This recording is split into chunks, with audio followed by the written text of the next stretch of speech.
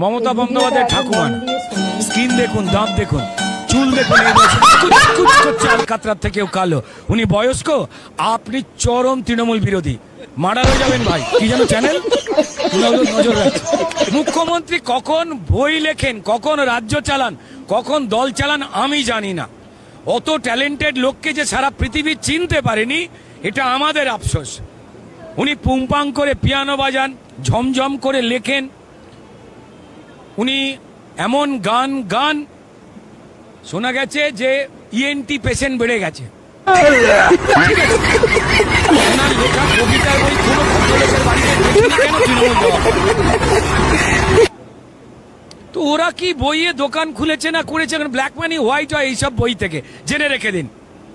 ক্যাশের ব্যবসা, 500 বই বিক্রি হবে, ব্ল্যাক মানি যেখান থেকে চাকরি বাকরি বিক্রি চুরির টাকা ওইখানে দিয়ে দেওয়া। এই কথাগুলোকে এত সুন্দর করে তুলে ধরার জন্য আপনাকে অনেক ধন্যবাদ স্যার।